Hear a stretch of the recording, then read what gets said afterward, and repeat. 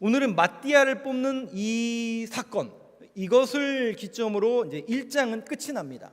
그렇다면 마띠아라는 사람이 누구인가는 나중에 설명드릴게요. 이거는 제가 나중에 12사도 이야기라는 강해를 특별히 준비해서 12제자에 대한 삶과 또 신앙 고백과 그들의 사역에 대해서 정리해서 말씀을 드리고, 오늘은 마띠아가 누군가라는 데에 초점을 맞추기보다는 마띠아를 뽑는 이 과정이 성경적으로 어떤 의미가 있고, 그렇다면 이 뽑혀지는 과정을 통해서 오늘 이 시대 속에서 이 말씀을 듣고 있는 저와 여러분들에게 어떤 메시지가 있는지 거기에 초점을 맞추어서 말씀을 드리도록 하겠습니다. 먼저 잠깐 마띠아를 조금 소개하면, 마띠아를 모르는 분들이 혹시 있을지 모르는데, 마띠아를 왜 뽑았어요? 제자가 부족했죠. 제자가 왜 부족했죠? 한 명이 죽었잖아요. 그래서 새로 뽑은 거예요. 새로 뽑았는데 마띠아라는 사람이 뽑혔는데, 천주교에서는 이 마띠아를 마티아 이렇게 부릅니다. 마티아. 그리고 이 마띠아라는 단어의 영어식 표현은 머타이어스라고 부르게 되고, 원어로 볼 때는 마타이어스 이렇게 부르는 게 맞는 것 같습니다. 이 이름이 누구랑 비슷하냐면 실상은 마테라는 이름하고 어원이 같아요.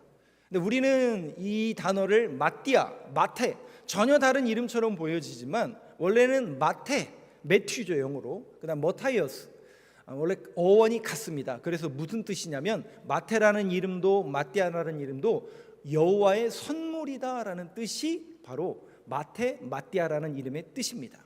아무튼 이 마띠아에 대한 이야기는 제가 또 기회가 되면 12사도 이야기 때 말씀을 드리도록 하겠습니다. 이 마띠아를 뽑게 되는데, 자, 오늘 본문 이 뽑혀지는 과정 속에서 먼저 주목할 사건은 뭐냐면 15절을 한번 보실까요? 사도행전 1장 15절, 여러분 목소리를 한번 같이 읽어보겠습니다. 시작. 모인 무리의 수가 약 120명이나 되더라. 그때 베드로가 그 형제들 가운데 일어서서 이르되, 네, 모인 무리의 수가 약 120명이나 되더라. 그때 베드로가 그 형제들 가운데 일어서서 이르되, 베드로에 대해서 먼저 주목해 볼게요. 베드로는 어떤 사람입니까? 여기 계신 분들 중에 지금 베드로 모르는 분은 아무도 안 계시겠죠? 베드로. 그런데 여러분, 베드로가 어떤 인물이었습니까? 호언장담하고 주님이 죽으러 가시는 그 길에 내가 먼저 가서 막겠나이다. 여러분, 근데 사람이 그렇게 외치고 결단하고 하나님 저 그렇게 살겠습니다 라고 결단해도 세상 앞에 무너집니까? 안 무너집니까? 예? 무너지셨어요?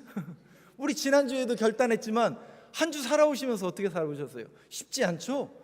하나님의 말씀대로 살아간다는 것, 하나님의 뜻을 이루며 살아간다는 것 쉽지 않습니다. 베드로는 무너집니다. 아니, 철저하게 무너지는데 어떻게 무너지느냐? 예수님이 말씀하신 그대로 무너지잖아요. 그죠? 네가 분명히 3번이나 나를 부인할 거야. 그 일은 정말 일어나고 말았습니다.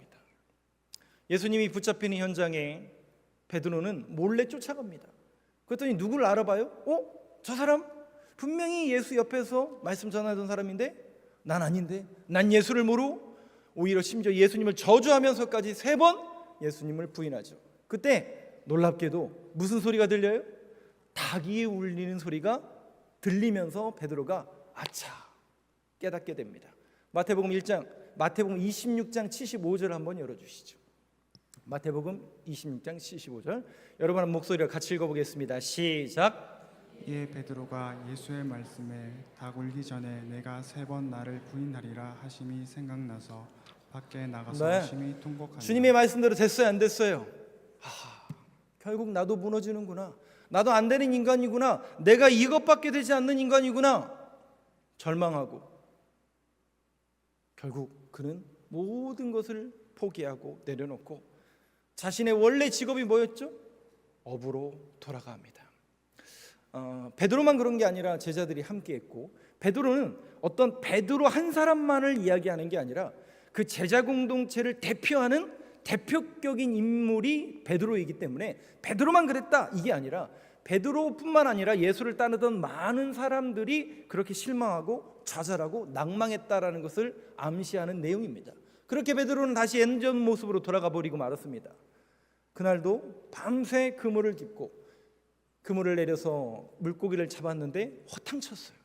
여러분, 그 허탕친 그 모습이 얼마나 허무하고 인생 속에 얼마나 낭망이 됐을까요? 근데 허탕친 그런 인생 속에서 배를 가까이 해변가에 댔더니 놀랍게도 누가 계시는 거예요? 그분이 계시는 거예요.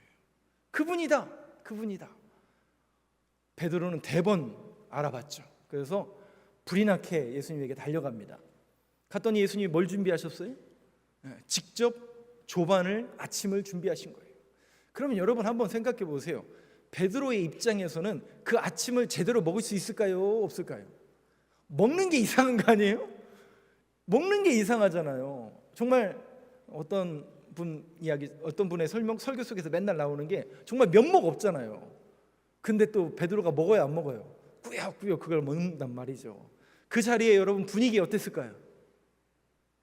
예수님이 말씀하기 직전에는 아무 말도 못하고 아침을 먹고 있겠죠.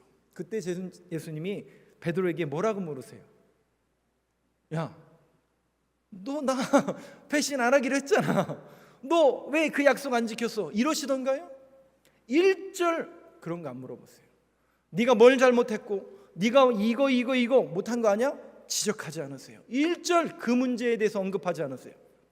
오히려 주님은 전혀 뜬금없는 이야기를 하십니다. 네가 나를 사랑하느냐? 네가 나를 사랑하느냐? 네가 나를 사랑하느냐? 3번 물으시죠. 왜 3번 물으실까요? 3번 부인했거든요. 그럼에도 불구하고 네가 나를 사랑하느냐? 네가 나를 사랑하느냐? 네가 나를 사랑하느냐? 3번 물으니까 베드로가 뭐라고 대답해요? 주님만이 아시나이다. 주님만이 알죠. 이 사람이 얼마나 배반자이고 얼마나 모자란 인간인지 주님은 정확히 알고 계시죠. 근데 그때 주님이 뭐라고 얘기하시죠? 그 고백을 듣자마자 주님이 야, 내 양을 네가 쳐라. 가서 양을 먹여라. 네 양을 쳐라. 내 양을 쳐라. 그 얘기는 뭐예요? 잃어버렸던 제자의 사명, 내려놓았던 포기하고 말았던 그 절망의 상태에 있는 그 베드로를 어떻게 하시는 거예요? 다시 끄집어서 이렇게 세우시는 거예요. 야, 아니야. 나는 아직도 널 사랑하고 있고 네가 그 믿음의 고백만 있다면 다시 일어나서 뭐 하라는 거예요? 하나님의 일을 해라. 그런데 여러분 이 부분을 잘 보세요. 왜 제가 이 메시지를 여러분들한테 먼저 드리냐면 지금 이 사도행전의 흐름이 어떠냐면 이 제자를 새로 뽑는 이 사건 앞뒤로 앞에는 무슨 사건이냐면 주님이 승천하시면서 무슨 명령을 주셨어요? 약속하신 것을 기다려라. 성령을 기다리라고 했거든요. 그리고 이 뽑는 사건 뒤에 성령이 마가다락방에서 임한다고요. 그러면 우리는 단편적으로 어떻게 대부분 해석하냐면 성령 받아야 되는구나. 예수님의 성령 받아야 하나님의 일을 하는구나. 그래서 능력 받아서 하나님의 일을 한다라고만 자꾸 생각해요. 틀린 얘기는 아니에요. 맞는 얘기인데 우리가 이 대목을 자꾸 빼트린다고요. 먼저는요, 능력 받고 성령 받는 것 그것도 중요하지만 그거보다 먼저는 회복되는 거예요. 내려놨던 그 신앙의 끈을 다시 붙잡는 거예요. 내려놨던 말씀을 읽는 그 태도와 신앙의 기본을 회복시키는 거예요. 여러분 다시 보세요. 제자들뿐만 아니라 많은 그리스도인들이 실망하고 낙담하고 우리 코로나 때문에 얼마나 많이 힘들었고 여러분들도 마음속에 이런 분들도 있었을 것이고 예배 계속 드려야 되나? 교회 계속 가야 되나? 그냥 영상 예배로 예배 드리는 것도 괜찮을 것 같은데 틀린 말은 아니죠. 근데 한 가지 확실한 것은 신앙의 끈을 내려놓은 건 맞잖아요. 낙심하고 절망하고 예수 믿었더니 이런 결론이 나오면 안 되는데 내가 예수님 잘 믿은 것 같은데 왜 내가 이러고 있지? 실망하고 낙심하고 낙담한 사람들이 반드시 있단 말이죠. 그런데 주님은 먼저 그들을 회복시키는 겁니다. 즉 그들을 회복시키고 성숙시키고 성장시켜서 뭐를 하기 위해서요? 하나님 나라의 일을 맡기시기 위해서 그들을 다시 일으키시고 회복시키신다라는 이 사실을 여러분들이 분명히 기억하셔야 됩니다. 고린도후서 5장 17절 한번 보시죠. 이것이 교회의 복음이고 이것이 교회라는 공동체를 통해서 주님께서 이루고자 하시는 메시지입니다.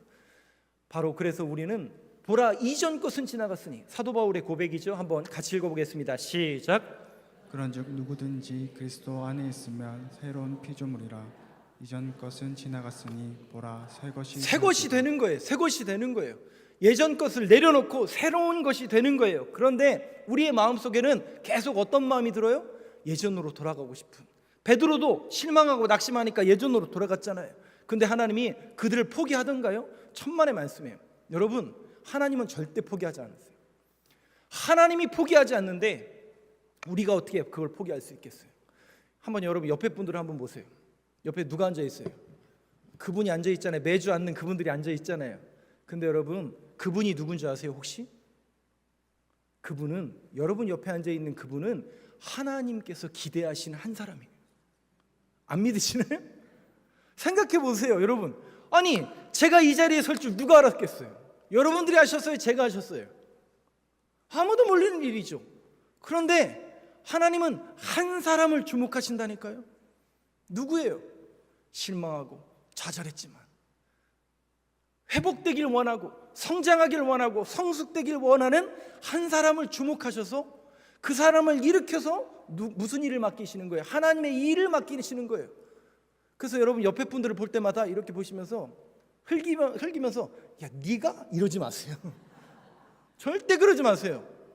그 사람이 어떤 사람이 될지는 아무도 몰라요. 그렇잖아요? 여러분들, 제가 부목사일 때 저를 주목하신 분들이 몇 명이나 있겠어요? 아무도 주목하지 않았죠. 아무도 몰랐죠. 하나님만이 아시겠죠. 그건 하나님만이 아시는 거죠. 그런데 우리는 묵묵히 그 일을 걸어가는 거예요. 비가 오나 눈이 오나 변함없이. 제가 이따가 마지막에도 결론을 그 부분을 낼 거지만, 그런 믿음의 고백을 갖는, 다시 일어나 다시 회복하여 정신 차려. 제 이름이 기호잖아요. 제가 아침마다 일어나서 뭐 한다고요? 거울 보면서 머리는 떡졌지, 눈은 이렇게 됐지. 참 진상이 거기 앞에 서 있죠. 그러면서 제가 고백하는 게 있어요. 뭘 고백합니까? 야, 그래도 네가 목사인데, 하나님이 널 부르셨는데 오늘 하루도 제대로 살아야지, 목사로 살아야지 다짐하고 결단하면서 우리는 살아가는 겁니다. 여러분, 여러분들의 심령과 여러분들의 삶을 하나님이 모르실까요? 아실까요? 다 알죠. 다 알아요. 다 알지만 하나님은 저와 여러분들을 회복시켜서 하나님의 일을 만들어 가시고 사용하시고 이루어 가신다라는 그 비전을 꿈꾸는 우리 교회, 또 저와 여러분들의 인생이 되길 간절히 소망합니다. 그렇기 때문에 우리는 낙심할 이유가 없는 거예요. 내려놓아야 될 근거가 없는 거예요. 절망할 필요가 없는 거예요. 오늘도 이 메시지를 들으면서 그렇지, 베드로도 일어났는데 나도 다시 일어나야지, 복음을 들으며 다시 희망과 소망을 가져야 되지, 이런 믿음의 고백을 갖길 간절히 소망합니다. 그런데 이게 이제 오늘 결론 겸 제가 고민했던 문제예요. 제자가 한 명 빠졌는데 그 한 명을 충원하는 이 사건은 도대체 어떤 의미가 우리에게 주어질까? 한번 여러분 생각해 보세요. 예수님이 승천하시기 전에 며칠 동안 같이 머무르셨다고요? 40일 동안 머무르셨어요. 그러면 제자가 한 명 빠져 있는 걸 아세요? 모르세요? 아시죠? 그러면 예수님이 처음에 12제자 누가 불렀어요? 지들이 왔어요? 예수님이 불렀어요? 예수님이 불렀잖아요. 그러면 나머지 빠질 한 사람도 예수님이 부르면 얼마나 속 시원하겠어요. 근데 예수님이 12명 중에 한 명 또 충원해라, 이런 말이 일절 없이 그냥 가셨단 말이죠. 그 얘기는 예수님께서 그 한 명을 충원하는 이 사건을 누구에게 맡기신 거예요? 제자 공동체에게 맡기신 거예요. 그러면 왜 제자 공동체에게 예수님이 그냥 한번 딱 골라주시면 속 편할 문제를 왜 예수님이 제자 공동체에게 맡기셨는가? 자, 우리 17절을 한번 봅시다. 두 가지를 제가 설명을 드릴게요. 17절에서도 두 가지를 설명드리고, 왜 우리 교회 제자 공동체에게 그 일을 뽑는 일을 맡기셨는가? 17절만 한번 같이 읽어보겠습니다. 시작. 이 사람은 본래 우리 수 가운데 참여하여 이 직무의 한 부분을 맡았던 자라. 두 가지를 설명해 드릴게요. 이 가룟 유다가 죽은 사건을 이야기하는 거예요. 한 명이 죽었잖아요. 그게 가룟 유다였는데, 가룟 유다가 죽었는데 여기 보니까 이 가룟 유다가 뭐 하던 사람이냐면 이 직무, 여기 직무라는 단어를 썼어요. 직무라는 단어가 디아코니아스.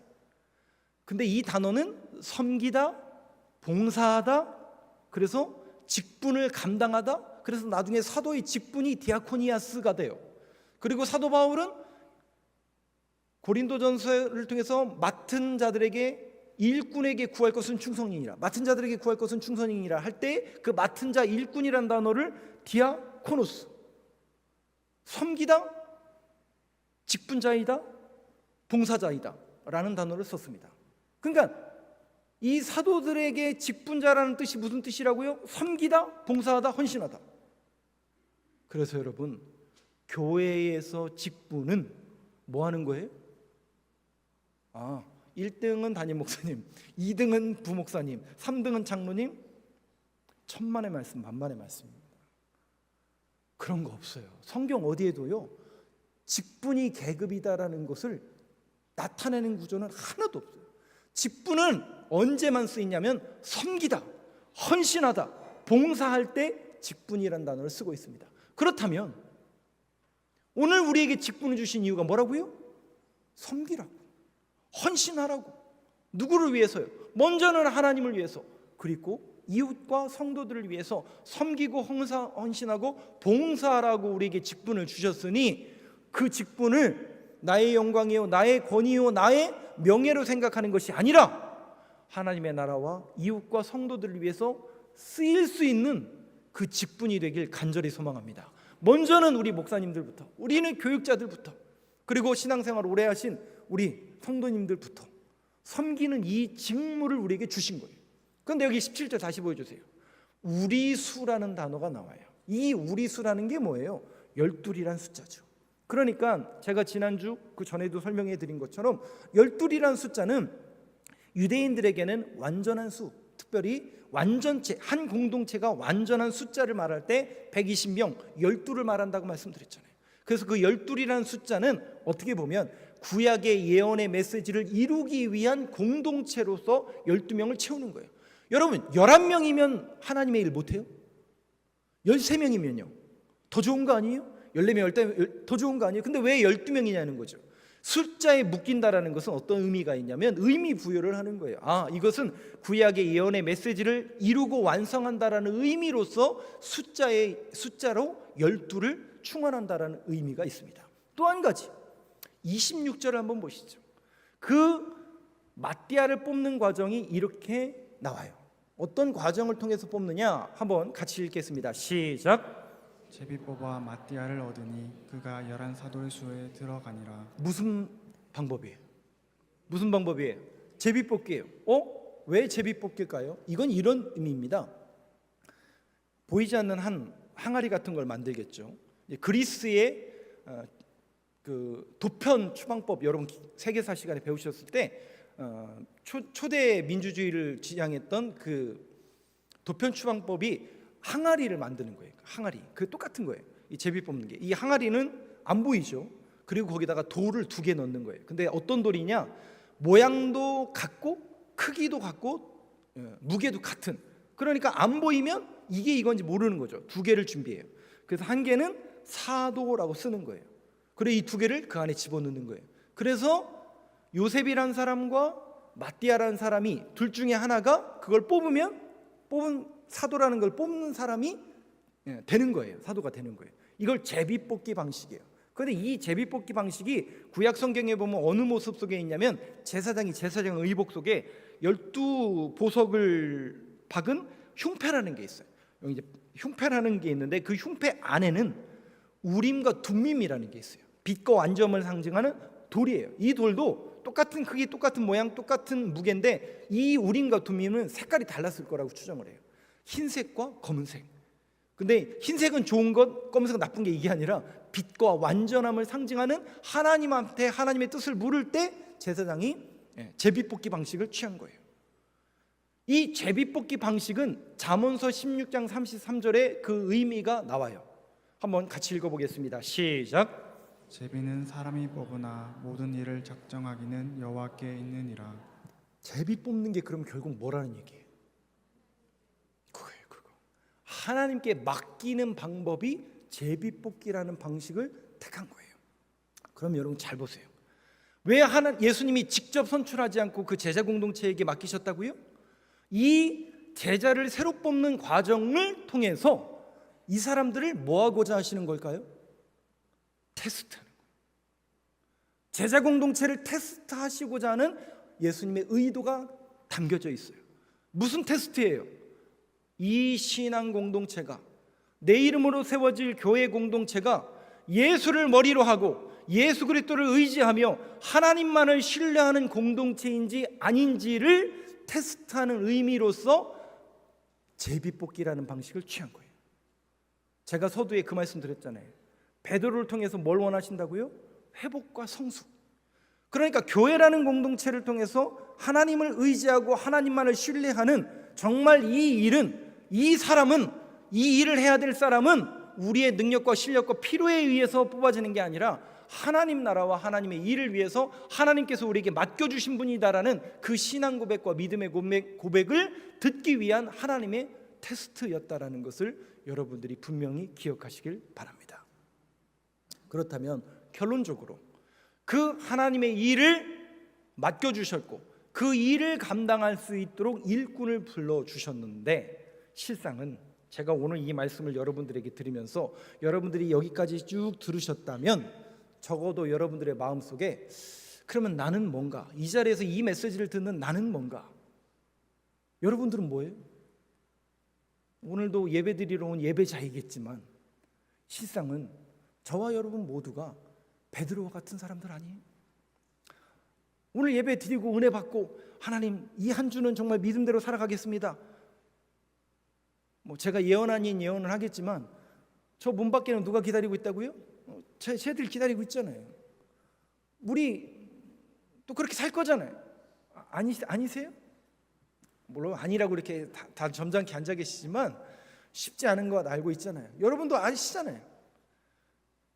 근데 여러분, 결국 그럼에도 불구하고 하나님께서 우리를 원하시는 게 뭘까? 여러분 생각해 보세요. 12명이든 11명이든 13명이든 하나님께는 숫자가 중요합니까? 숫자 필요하지 않아요. 하나님이 하실 수 있으세요. 근데 왜 교회 공동체에게 맡기시냐고요? 그 일을 우리에게 맡기셨다고요. 무슨 일이요? 하나님의 일을. 그러니까 그 일이 하나님의 일이다라는 게 감동이 오고, 내가 하는 일, 내가 예배드리고 내가 신앙의 길을 걷는 이 모든 것을 통해서 하나님께서 나와 함께 하시길 원하고 역사하기를 원한다라는 것을 동의하는 사람들을 부르시고 찾고 계시다고요. 그렇다면 적어도 이 메시지를 듣는 여러분들이 그렇구나, 단순히 나는 신앙생활하는 것으로 만족할 줄 알았는데 내 인생을 통해서, 우리 교회를 통해서 하나님의 일을 맡기셨구나, 그 감격과 감동이 있다면 어떻게 살아야 돼요? 그렇게 살아서는 안 되죠. 예전에 그 모습을 내려놓고 새로운 사람으로 말씀대로 죄와 싸워 이겨가며 하나님의 말씀을 순종하는 삶을 살아내야죠. 그래서 그 일꾼들에게 필요한 덕목이 무엇인가, 두 가지를 메시지를 말씀드릴게요. 결론입니다. 22절을 한번 보여주시죠. 한번 같이 읽겠습니다. 시작. 항상 우리와 함께 다니던 사람 중에 하나를 세워 우리와 더불어 예수께서 부활하심을 증언할 사람이 되게 하여야 하리라. 두 가지예요. 하나님의 일꾼의 덕목, 하나님께서 부르시는 사람들은 어떤 사람이냐? 첫째, 항상 우리와 함께 다니던 사람 중에 하나예요. 그 얘기는 무슨 뜻이에요? 항상 하나님의 말씀에 붙들려 하나님의 일을 감당하고 하나님을 예배하는 자예요. 네가 천만의 말씀이에요. 연약해 보이고 부족해 보이고 모자랄지라도 여러분 잘 보세요. 그 일을 위해서 변함없이 정말 상록수처럼 변하지 않는 사람이 있습니까? 없습니까? 그래서 이 대목을 가지고 많은 목사님들은 이렇게 설교하죠. 이 덕목은 피스토스다, 신실함이라고 이야기해요. 신실함이 뭐예요? 변하지 않는 거예요. 변하지 않게 피스토스, 주님만을 신뢰하며 믿음의 주에 온전케 하시는 이 예수님, 그 믿음의 주요할 때 그 믿음이라는 단어를 피스토스를 썼어요. 신실한 거예요. 신실하게 하나님만을 의지하고 바라보는 그 한 사람을 주님은 찾으시고 주목하신다는 거예요. 우리가 볼 때는 별로 믿음도 별로 없는 것 같고 기도도 못하는 것 같고 능력 못 받은 것 같은데 여러분 걱정하지 마세요. 변함없이 제가 얼마 전에 새벽 예배에 계속 그거 말씀드렸잖아요. 구약의 남유다의 왕들의 모습 속에서 아사, 우시야, 요아스, 이 세 사람의 공통점이 뭐냐면 오래 집권했어요. 오래 집권했다라는 것은 무슨 뜻이에요? 정치 잘했다는 얘기예요. 정치는 잘했고 초기에는 이 사람들의 신앙이 좋았어요. 근데 끝이 어때요? 전부 교만하에 무너진 사람들이에요. 아니에요. 그래서는 안 돼요. 여호사밧, 요시야, 히스기야의 공통점이 뭐예요?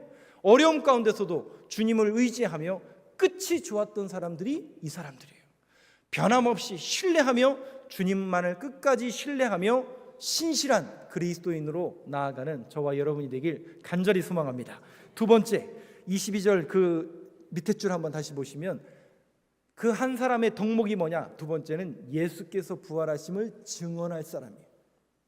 초기 제자들은 이 예수 그리스도의 부활을 증언하기가 쉬웠을까요? 어려웠을까요? 2000년 전 제자들이요. 부활을 증언하기가 쉬웠을까요? 어려웠을까요? 네? 쉬웠을까요? 어려웠을까요? 쉬웠겠죠. 왜요? 봤으니까. 그잖아요. 아니, 눈으로 봤으니까 부활하신 주님을 40일 동안 만나고 승천하신 주님과 함께 동거동락하면서 하나님 나라 일을 했으니 부활하신 주님 만났고 진짜 올라가시네? 눈으로 봤으니까 설교를 이렇게 저처럼 길게 할 필요가 없어요. 왜요? 봤으니까. 예수님 부활하셨습니다. 내가 봤다니까요. 야, 그게 무슨 말이 되냐? 비상식적이고 비과학적이고 논리적이지 않는데, 근데 나는 봤는데 그게 설교 다잖아요. 근데 2000년 전에 우리는 제가 이걸 부활을 설교하기가 쉬울까요? 어려울까요? 어렵죠? 왜? 못 봤으니까. 못 봤죠? 근데 우리가 믿는 건 단 하나잖아요. 뭘 믿어요? 성경을 믿잖아요. 예수님의 말씀, 예수님의 사역, 예수님이 하신 그 모든 것을 우리가 성경을 믿잖아요. 그 성경에 뭐가 쓰여 있는데요? 예수님이 부활하셨다는 것이 써져 있고 그것을 우리가 역사적 사실로 믿는 거죠. 그래서 항상 하나님은 어떤 사람을 찾으시느냐? 이사야서 66장을 한번 보시죠. 오늘 총 결론이 되는 메시지고 여러분들이 꼭 이 메시지를 기억했으면 좋겠습니다. 하나님께서 이사야 선지자를 통해서 회복을 원하시고 하나님께서 찾으시는, 하나님이 주목하시는 그 한 사람이 누군가? 66장 5절 말씀 같이 읽어보겠습니다. 시작. 여호와의 말씀으로 말미암아 떠는 자들아 그의 말씀을 들을지어다. 이르시되 너희 형제가 너희를 미워하며 내 이름으로 말미암아 너희를 쫓아내며 이르기를 여호와께서는 영광을 나타내사 너희 기쁨을 우리에게 보이시기를 원하노라 하였으나 그들은 수치를 당하리라 하셨느니라. 무슨 얘기냐면 하나님이 찾으시는 한 사람이 누군가 봤더니 여호와의 말씀으로 말미암아 떠는 자들이래요. 하나님의 말씀을 믿고 그 말씀을 지키기 위해서 두려워 떠는 자를 찾으신대요. 여러분, 말씀이 두려우세요? 여러분, 말씀을 정말 믿고 말씀대로 살아가려고 노력하십니까? 근데 그 사람을 하나님은 주목하신다는 거예요. 근데 중간에 내용을 보세요. 너희 형제가 너희를 미워하면 내 이름으로 말미암아 너희를 쫓아내며 이르기를, 그러니까 세상 사람들이 이렇게 얘기한다는 거, 거부한다는 거예요. 하나님의 말씀을 믿지 않는 사람들이 이렇게 얘기한다는 거예요. 여호와께서는 영광을 나타내서 너희의 기쁨을 우리에게 보이시기를 원하노라 하였으나. 무슨 얘기냐면, 야, 우리가 예수 믿으세요. 하나님 살아계십니다. 예수님 부활하십니다. 전에도 그들은 믿지 않죠. 왜? 오히려 반문한다는 거예요. 네가 보여주면 믿겠다. 오히려 그들은 반문한다는 거죠. 왜요? 그들은 성경을 믿지 않기 때문에 그래요. 그건 자연스러운 거예요. 그게 비과학적이고 비논리적이고 몰상식 아니에요. 그게 오히려 세상이 말하는 비과학적이고 상식적이고 합리적인 거예요. 그게 정상이에요. 근데 성경이 분명히 얘기하고 있잖아요. 그들은 못 믿는다니까요. 못 믿으니까 나는 보여주면 믿겠다. 그런데 우리는 보지 않고 믿는 자가 복되도다. 믿음은 바라는 것들의 실상이요 보이지 않는 자들의 증거니라. 이 약속의 메시지를 우리가 믿고 성경을 믿기 때문에 보여지진 않지만, 만져질 수는 없지만 우리에게 믿음을 주셔서, 하나님 정말 이 이사야서 66장 5절을 통해서 하나님이 찾으시는 그 한 사람, 주목하는 사람이 누군가? 하나님의 말씀을 붙들고 그 말씀대로 살아가려고 벌벌 떠는 한 사람을 준비시키시고 그 사람을 주목하신다고 하셨으니 우리 교회가, 우리의 신앙의 태도가 그런 신앙과 믿음의 고백이 될 수 있도록 인도하여 주시옵소서. 이런 교회로, 이런 인생을 살아가는 저와 여러분이 되시길 간절히 소망합니다.